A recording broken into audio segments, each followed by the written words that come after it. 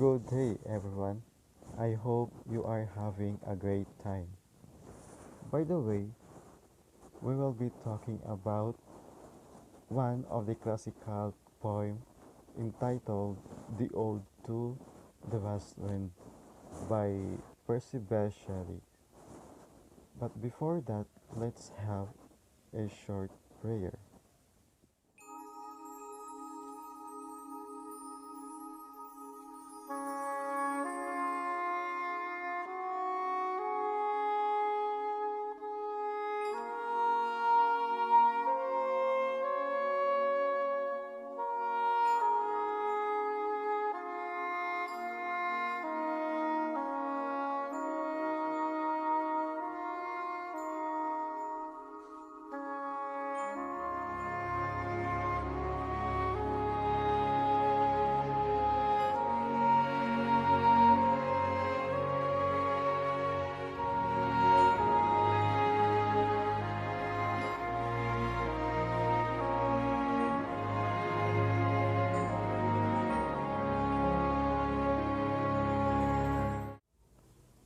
Today, we will be analyzing Percy Bysshe Shelley's classical poem entitled Ode to the West Wind. But before that, we will review what is an ode.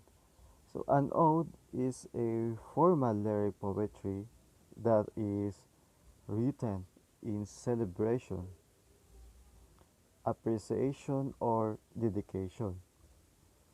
They are generally directed as a specific person, place, idea, or an object. Unlike other forms of poetry, the ode does not have a strict line or stanza requirement. Moreover, the tone is serious, genuine, and reflective. The subject matter is always something the poet feels deserves an attention. So now let's get started. Percy Bysshe Shelley. Let us know who is Percy Bysshe Shelley.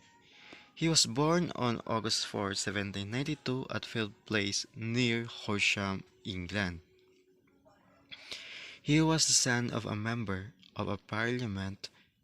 He was one of the major English Romantic poets. When he was alive, he did not achieve fame, but when he died, his fame grew. Shelley was a key member of a close circle of visionary poets and writers that included Lord Byron, John Keats, Thomas Love Peacock, and his own second wife, Mary Shelley, the author of The Frankenstein. His most popular poems are A New National Anthem, A Romance Chamber, A Serpent Face, A Summer Evening Churchyard, A Tale of Society as It Is, Adonais, Alas, This Is Not What I Thought Life Was, Alastor, or The Spirit of Solitude, and of course, the one that we are going to analyze today, The Ode to the West Wind.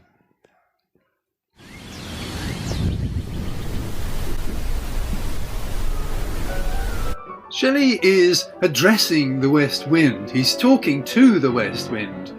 So let's see what he says about it. First he says it is wild. Then he says it is the breath of autumn. And he says it's an unseen presence. He goes on to talk about what the west wind does. The west wind drives away the dead leaves. It chariots, that is to say, it carries the seeds to their beds, where they will wait like a corpse until the spring. And he says that the west wind is a sister to the spring wind. He then goes back to the qualities of the west wind itself, calling it again wild, a wild spirit. He says it is moving everywhere, and he calls it both destroyer and preserver, before going on to call on the wind to hear him. Hear, oh hear.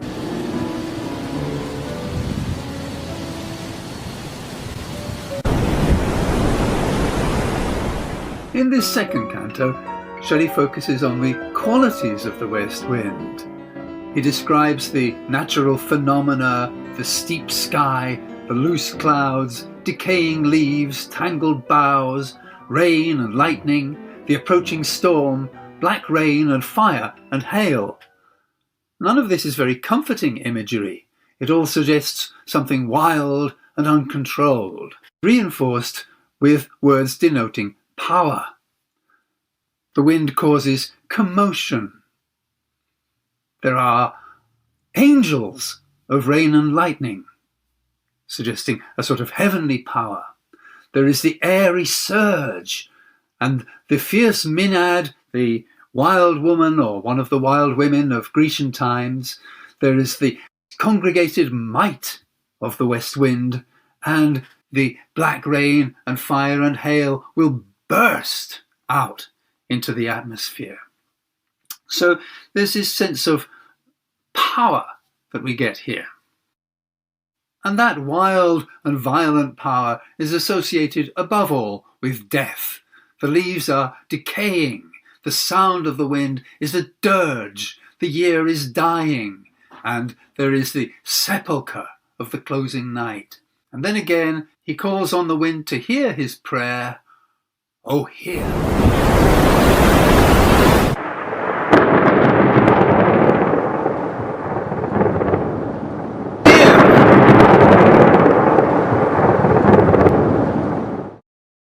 In this third canto, Shelley focuses on the sea and the effect that the west wind has on the sea. It wakens the Mediterranean from summer. And he spends a few lines here describing summer. Summer is a time of dreams.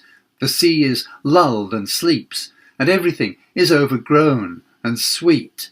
And then he returns to his theme of the west wind, which wakens the sea from this sleep of summer, churning the waves of the Atlantic into chasms, and even making the underwater vegetation grow grey with fear.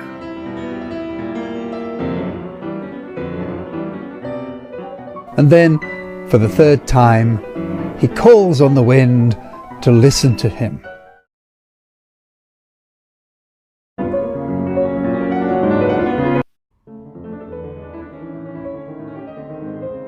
In the first three cantos, Shelley summons up the west wind, calls on it to hear him.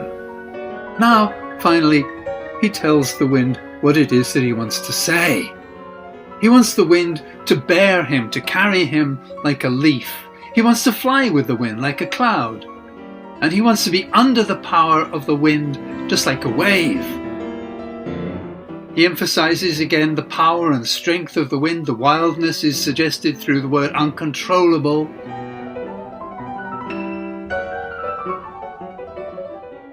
He remembers his childhood, when he thought of the wind as his comrade, that is, his friend or companion, and he even thought as a child that he could outstrip, he could go faster than the wind. If he were a leaf, a wave, or a cloud, or even if he could be as he was when a child, when he was a boy, he would not be praying to the wind like this, but the reality is that he needs the wind to lift him up because he falls among the thorns of life. He bleeds. He is suffering. He sees himself as being like the wind in his essential nature, tameless and swift and proud, but life has dragged him down. He is chained and bowed by the heavy weight of hours and by the pressures of life.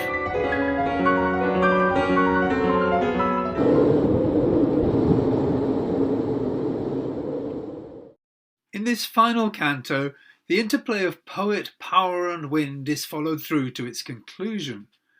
Firstly, we see that behind the apparent confusion and disorder, the tumult of the autumn wind, there lie mighty harmonies.